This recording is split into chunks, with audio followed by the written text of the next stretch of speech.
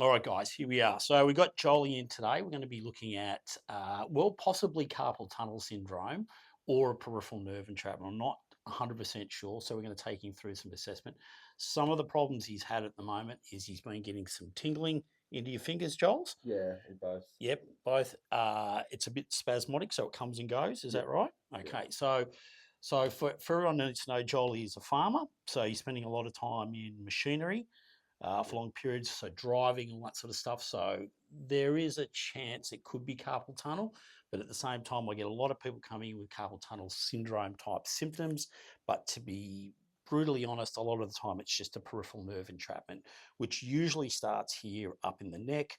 There's a few structures here in the front of the shoulder, and then obviously there's some entrapments down here. So we're going to do a little bit of assessment, get a bit of an idea of what's going on with Jolie's symptoms. Are you getting anything into the palm of your hand at all?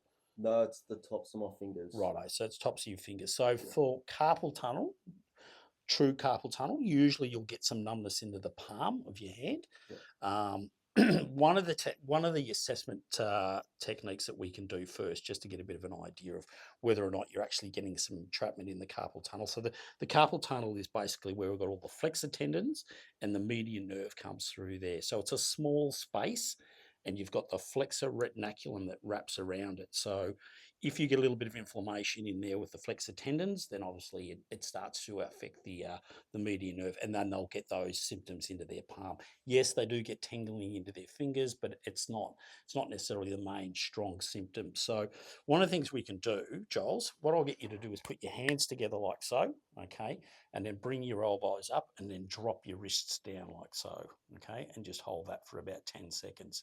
Now, if you've got carpal tunnel, usually you'll start to feel a lot of tingling into your fingers and even into the palm of your hands. Are you getting any of that?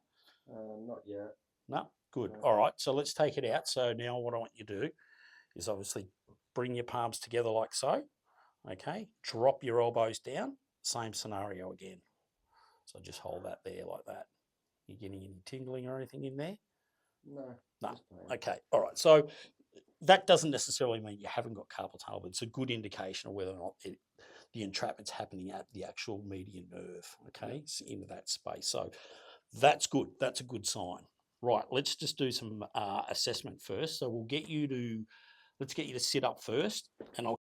All right, so now we're going to do a little bit of assessment. Now, for me, for most peripheral nerve entrapment type scenarios, whether we're talking about cubital tunnel syndrome, which is an ulnar nerve entrapment, or we're talking about radial tunnel syndrome, which is basically a radial nerve entrapment, or you've got, like we said before, carpal tunnel or a median nerve entrapment.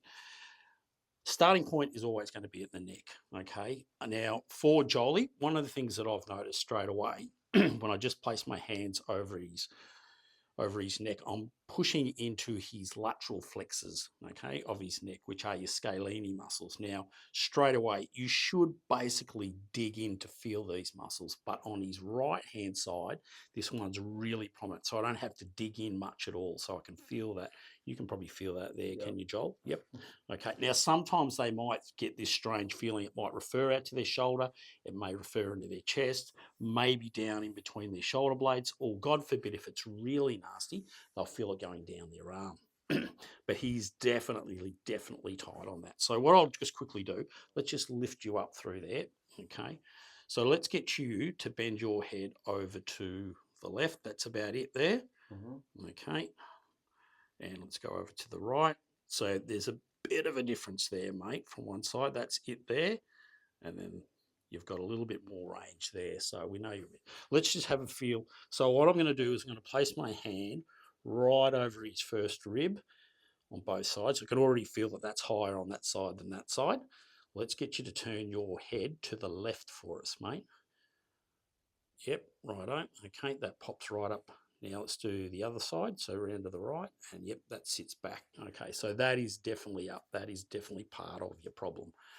All right, so our starting point will be to clear this muscle here, these two muscles, the scalenes anterior and medius, maybe a little bit of the posterior. We'll do some first rib mobs as well. I'll check your clavicle and your AC joint as well, and then we'll hit that pec minor. Then we'll retest what you like in terms of your nerve range of movement. So let's just quickly test your nerve range of movement. So sort of a neurodynamic stretch. So we're basically just putting the nerves on stretch. We want to see how much range of movement he's got, and then we can get a bit of an idea of treating his neck and then reassessing and seeing what his symptoms are like. Then we can work our way down into the rest of the arm and see where the nerve entrapments are. Sounds good, mate? Yep. Ready to go? Righto, Yep. let's do it. Line your back.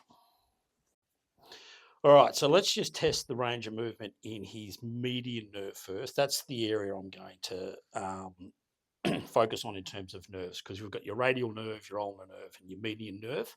So I'm pretty sure you'll be fairly tight. So this is a neurodynamic test. So it's basically a nerve stretch. But what it does is it indicates how much range of movement he's got for his nerves that are passing through all these sort of tunnels. Tunnels are created by muscles, okay? So obviously when those muscles get tight, it obviously starts to interfere with the nerves. So let's do this first. So the first point of call, head is going to go over into lateral flexion. Now stay there, Joel, don't move. Bring his arm up, make sure he's relaxed through his shoulder. Bring your elbow over the top and depress down as much as you can. Then bring the arm up to about 90 degrees. Abduction, external rotation, wrist extension, and then we'll take it down until he starts to feel a stretch, which is about there. And that is not good. Where we want him is all the way out, okay? So you're feeling that already. Whereabouts are you feeling that, Giles? You're feeling it in forearm flexors, or you're feeling it up in the neck? Right, all the way down. Right, all the way down. Okay, so not ideal. All right, so for us, what we need to do, starting point is let's clear what's going on here first, and then we'll reassess him and see where we go.